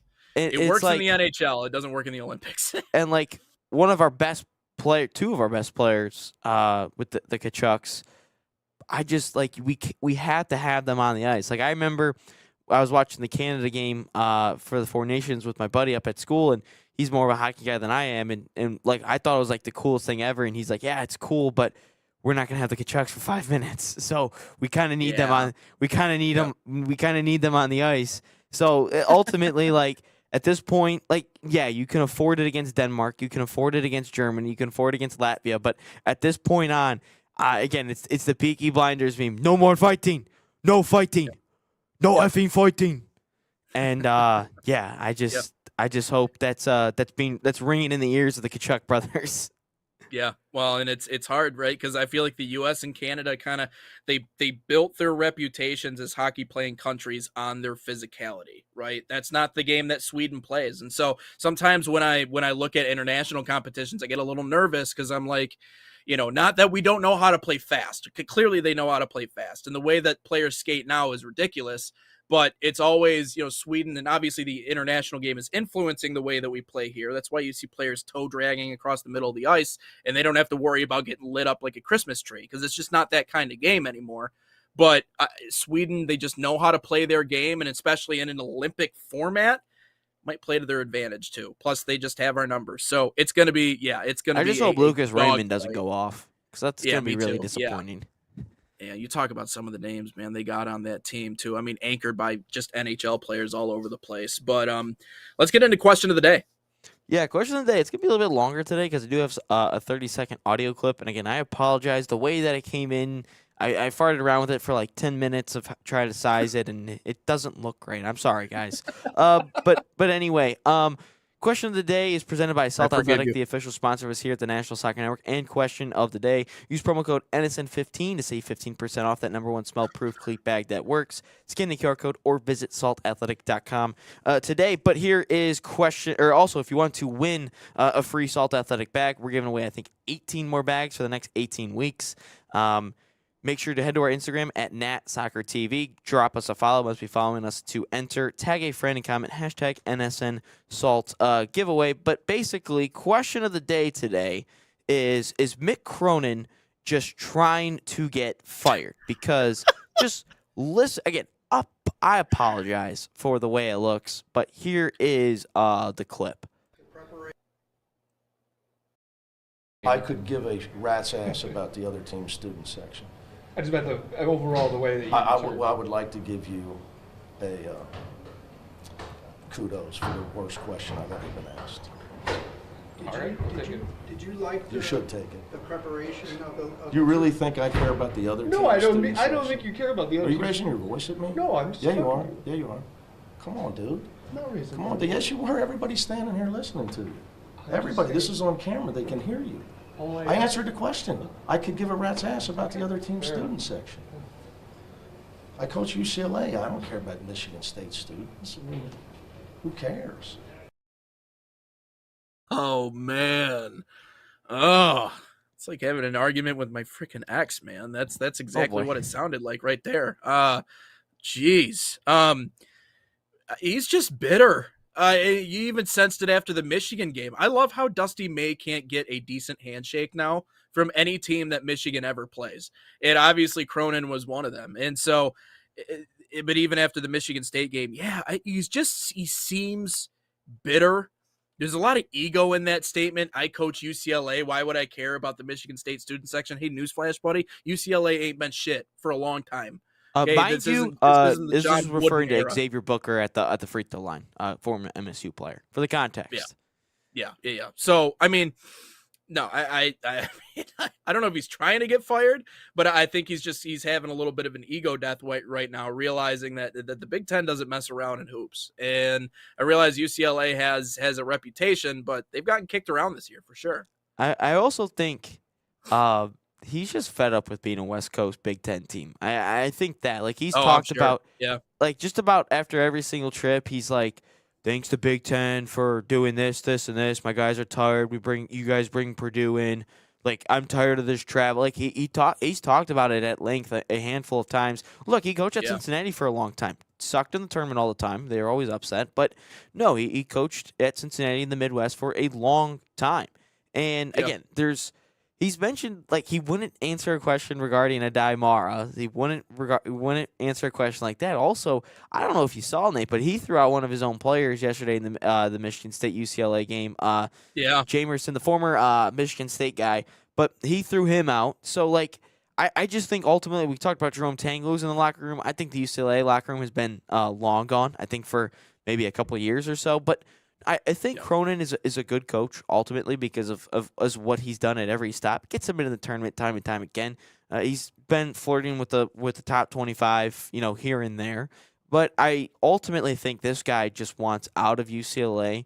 Or if he wanted the UCLA job, he wants it still on the West Coast. He doesn't want to constantly be traveling all the time across country for everything. So ultimately, I just think he's fed up with the conference realignment. I think he's fed up with having to be on the East Coast for, I don't know, 2 weeks, week and a half or so, and then he's got to come back for a week and a half, then has to go back out. So I just ultimately think he's just fed up with just about everything.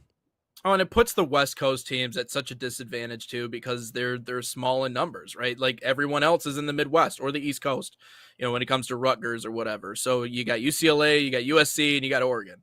That's it. So, or what? Sorry, you got a handful of teams over there, and then you got the majority over here. So, anyways, I can definitely see where that conversation comes into play. But I don't know, wanting to get fired, I'm not sure. I just think it's a lot of emotional outbreaks from coaches lately. So it's good content for us. But yeah, I can certainly see where they're just drained. And we talked about it yesterday. Everybody else outside of football, I can see where this logistically would not only be a nightmare, but would just be draining after a while. And so, clearly that's another example of that. Yeah, the only benefit that I've actually seen with conference realignment with the West Coast team was talking to Jasmine Ike with Stanford, and she's like, yeah, we got the benefit of the doubt. We got to travel to the East Coast before school even started, so it was actually really nice, and we got that advantage really early. So again, maybe some places are getting the advantages, but it's just I just think that if it's not football, because like look, NFL teams travel to the West Coast and East Coast all the time, and I just think ultimately even the NBA teams do it, consistently. NHL, MLB, they all do it. But I think the issue is they do it, not as often, whereas these teams are doing it every other week, it feels like, or every 2 weeks. They have to constantly be out there. So, no, I get it. If I'm Cronin, I'd be pretty fed up too myself. But, yeah, no, it's just a little rough out there for him. Yeah. Well, that wraps up episode 232 here on Inside the Game. Alexis Ayala, great guest here today. Tomorrow we got JP Dellacamera, legendary broadcaster, stopping by the show, and that will complete the 4 interviews we have this week. Again, another thank you to Evan Stockton, Alexi Lawless as well. You guys are great. You help us build the show. You help us build up our momentum, and also we appreciate you guys watching the show. Find us on social media at Sports Nation TV or at National Soccer Network. We'll be posting these clips all day, every day. And until we talk to you for 233 in the legendary JP Dellacamera, we'll talk to you guys tomorrow. So long, everybody.